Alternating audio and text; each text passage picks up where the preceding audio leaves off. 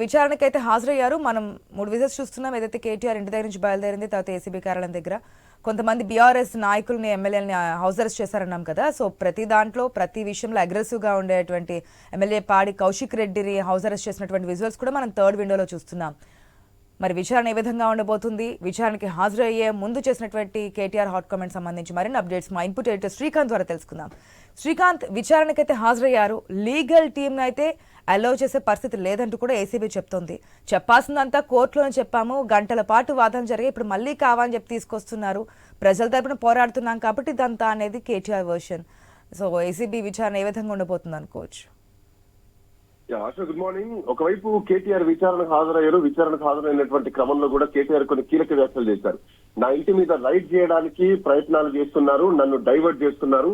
నిన్న legal team తోటి విచారణకు హాజరైతే తప్పేమిటి, లీగల్ టీం ఎందుకు ఉండాలి అంటే అది రేవంత్ రెడ్డి మీద నమ్మకం లేదు, పోలీసుల మీద నమ్మకం లేదు. ఎందుకంటే పట్నం నరేందర్ రెడ్డి విషయంలో కూడా ఆయన మాట్లాడింది ఒకటి, వీళ్ళు స్టేట్మెంట్ రికార్డ్ చేసుకుంది ఒకటి. అందుకే నాకు నమ్మకం లేదు కాబట్టి నిన్న లీగల్ టీం తోటి వెళ్తున్నాను. ఏసీబీ దానికి యాక్సెప్ట్ చేయట్లేదు. సో లేని సృష్టించి ఒక ఛార్జ్ షీట్ వేస్తారు, దాంట్లో స్టేట్మెంట్ రికార్డ్ చేస్తారు, రాస్తారు అన్నటువంటి ఉద్దేశంతో పోలీసుల మీద నమ్మకం లేదు. ఇది భారత రాజ్యాంగం, అంబేద్కర్ రాసిన రాజ్యాంగం కాదు, అనుమూల్ రేవంత్ రెడ్డి రాసినటువంటి రాజ్యాంగం. అందుకే నాకు ఆ నమ్మకం లేక నేను లీగల్ టీం తో వెళ్తున్నా.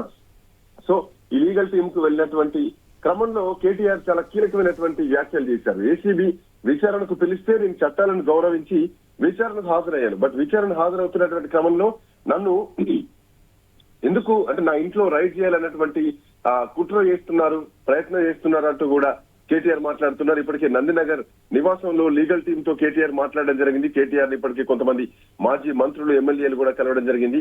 సో ఏదైతే విదేశీ కంపెనీకి మనీ ట్రాన్స్ఫర్ జరిగిపోయినటువంటి అంశం ఉందో ఆ అంశంపై ఇవాళ ఫార్ములా ఈ కేసులో మొత్తానికి ప్రశ్నావళితోటి ఏసీబీ రెడీ అయింది. అటు ఐఏఎస్ దానకిషోర్ స్టేట్మెంట్ ఆధారంగా చేసుకుని కేటీఆర్ ను విచారించబోతున్నారు. సో ఇట్లాంటి నేపథ్యంలో అటు ఇంకోవైపు ఇటు అంటే కేటీఆర్ విచారణకు హాజరైతే ఏసీబీ తన ఇంట్లో విచారణ అంటే రైడ్ చేయడానికి వెళ్తున్నారు అంటూ కూడా ఒక మాటను కేటీఆర్ చెప్పడం జరిగింది. సో ఏం జరగబోతున్న అన్న ఒక ఉత్కంఠ మాత్రం కనిపిస్తోందని చెప్పాలి. మరోవైపు ఈ రోజు ఏసీబీ విచారణ హాజరవుతున్నటువంటి క్రమంలో ఏం జరగబోతోంది అన్న ఉత్కంఠ ఒకటి, రేపేమో ఈడీ విచారించబోతోంది. సో ఈ ఫార్ములా ఈ కేసులో రెండు సంస్థలు దర్యాప్తును కూడా ముమ్మరం చేసిన స్పష్టంగా కనిపిస్తోంది. ఏసీబీ నమోదు చేసినటువంటి కేసులో కేటీఆర్ ప్రధానంగా నిందితునిగా చేర్చి ఈ రోజు విచారణ పిలిచారు. సో ఈ క్రమంలో ఈ రోజు కేటీఆర్ విచారణకు కూడా హాజరయ్యారు. ఏదైతే విదేశీ సంస్థకు నిధులు మళ్లించారు అన్నటువంటి అంశం పైన ఏసీబీ ప్రశ్నించడానికి ఈరోజు సిద్ధంగా ఉంది. సో కేటీఆర్ స్టేట్మెంట్ రికార్డ్ కూడా చేయబోతున్నారు.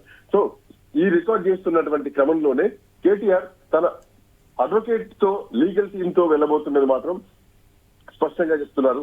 సో ఏదైనా కానీ ఇప్పటికే దీంట్లో ఆర్బీఐ అనుమతి లేకుండా నిధులు బదిలీ చేసినట్టుగా ఉన్నటువంటిది ప్రధానమైనటువంటి ఆరోపణ. సో దీంట్లో అటు బిఎల్ఎన్ రెడ్డి, అరవింద్ కుమార్ లకు కూడా నోటీసులు ఇవ్వడం జరిగింది. కేటీఆర్ విచారణ పూర్తయిన తర్వాత ఈసారి వాళ్ళను కూడా విచారించేటువంటి అవకాశం మాత్రం స్పష్టంగా కనిపిస్తోంది. అటు ఈ కేసులో నోటీసులు అందుకున్నది HMDA retired chief engineer BLN Reddy. మొన్న ఈ మధ్యనే ఈడీ విచారణకు అబ్సెంట్ అయ్యారు. ఆయన మెయిల్ ద్వారా చెప్పడం జరిగింది. సో వీళ్ళ విచారణ ప్రస్తుతానికి మాత్రం తాత్కాలికంగా వాయిదా వేసినా గానీ కొత్త డేట్లలో ఈడీ అధికారులు మళ్ళీ నోటీసులు కూడా జారీ చేశారు. సో దీనికి ఇప్పుడు కేటీఆర్ ఈ విచారణకు హాజరయ్యారు. సో అదే ఎట్లాంటి ప్రశ్నలు, ఆర్బీఐ అనుమతి తీసుకోకుండా నిధులు ఎందుకు మళ్లించారు, హెచ్ఎండిఏ లిమిట్ ఎంత, ఆ లిమిట్ ని ఎందుకు క్రాస్ చేశారు, కేబినెట్ ఆమోదం ఎందుకు చెప్పలేదు, కేబినెట్ లో ఎందుకు చర్చించలేదు అన్నటువంటి క్వశ్చన్స్ ని సంధించడానికి అటు ఏసీబీ రెడీ అయింది. మరోవైపు హైకోర్టు కూడా దీంట్లో ఇప్పటికే ప్రభుత్వాన్ని క్వశ్చన్ చేయడం జరిగింది. అభివృద్ధి కోసం చేస్తే దాంట్లో తప్పే ఉంటే అంటూ కూడా కౌంటర్ ఇవ్వాలంటూ కూడా ఇప్పటికే కోర్టు ఆదేశించడం జరిగింది. కేటీఆర్ ను అరెస్ట్ చేయడానికి వీల్లేదంటూ కూడా ఇప్పటికే కోర్టు 2 సార్లు చెప్పడం జరిగింది. సో ఇట్లా నేపథ్యంలో అటు ఈ నెల 7న అంటే రేపు విచారణ హాజరు కావాలంటూ కూడా కేటీఆర్ కు ఈడీ నోటీసులు అయితే జారీ చేయడం జరిగింది. సో ఇట్లా నేపథ్యంలో ఏసీబీ కూడా నోటీసులు జారీ చేయడంతో ఈ కేసు కొంత సర్వత్రా ఆసక్తిగా మారింది. ఒకవైపు కేటీఆర్ ఈ ఏసీబీ విచారణకు హాజరవుతున్నటువంటి క్రమంలో తన లీగల్ టీమ్ తో వెళ్తున్నారు. సో నన్ను ఏసీబీ విచారణకు పిలిచి నా ఇంటిపై రైడ్ చేయాలని ఏసీబీ ప్లాన్ చేసింది. నా ఇంటి మీద రైడ్ చేసి నన్ను రకరకాల కేసుల్లో ఇరికించాలని చూస్తున్నారు. సో కేవలం రైతు భరోసా నుంచి ఈ రోజు సోమవారం తెలంగాణ రాష్ట్ర వ్యాప్తంగా అన్ని నియోజకవర్గ కేంద్రాల్లో బీఆర్ఎస్ పార్టీ నాయకులు ధర్నాలకు పిలుపునివ్వడం జరిగింది. సో చేస్తున్నటువంటి క్రమంలో దాన్ని డైవర్ట్ చేయడానికి శ్రీకాంత్ ఒక్క నిమిషం ఎస్ కేటీఆర్ మాట్లాడుతున్నారు. చేయాలని కోరాను. దాని మీద యాంటీ కరప్షన్ బ్యూరో అదేవిధంగా మన మిగతా మన మున్సిపల్ అడ్మినిస్ట్రేషన్ డిపార్ట్మెంట్ నుంచి వాళ్ళు కూడా వాదనలు వినిపించారు. 200 పేజీల కౌంటర్ కూడా గవర్నమెంట్ వైపు నుంచి దాఖలు చేశారు. చేసిన తర్వాత జడ్జి గారు మొత్తం వాదనలు విన్నారు. జడ్జిమెంట్ రిజర్వ్ చేసి పెట్టారు 31 తారీఖు నాడు. నేను ఏసీబీని ఏం కోరుతా ఉన్నానంటే, అదేవిధంగా గవర్నమెంట్ ఏం కోరుతా ఉన్నానంటే, జడ్జి గారు రిజర్వ్ చేసి పెట్టిన తర్వాత తీర్పుని మనం వెంటనే తొందరపడి, నేను ఎక్కడికి పోయేది లేదు, ఎక్కడికి తప్పించుకునేది లేదు, తొందరపడి మీరు అనవసరంగా ఎందుకు ఈ హడావిడి చేస్తున్నారని అడిగాను. ప్లస్ ఇప్పుడు నేను అయినప్పటికీ చట్టాన్ని గౌరవించే పౌరుడిగా, రాజ్యాంగాన్ని గౌరవించే పౌరుడిగా వాళ్ళు పిలిచారు కాబట్టి వచ్చాను. వచ్చి నాకు ఒక లెటర్ ఇచ్చారు, ఇన్ఫర్మేషన్ కావాలి, డాక్యుమెంట్స్ కావాలని. ఏం ఇన్ఫర్మేషన్ కావాలి, ఏం డాక్యుమెంట్స్ కావాలో మాకు తెలియదు, అందుకే అడిగాం. అడిగితే ఇప్పుడేమో వాళ్ళు లేటెస్ట్ గా ఏం చెప్తున్నారంటే, మీరు ఒక్కరే రావాలి, లాయర్స్ రాకూడదు. ఆల్రెడీ తీర్పే అక్కడ పెండింగ్ ఉన్నది కాబట్టి మా లాయర్స్ తో వస్తే మీకేం ఇబ్బంది అని అడిగితే సమాచారం ఇవ్వడం లేదు. దాంతోపాటు ఇంకా ఏమంటున్నారంటే మీరు ఒక్కరే రావాలి.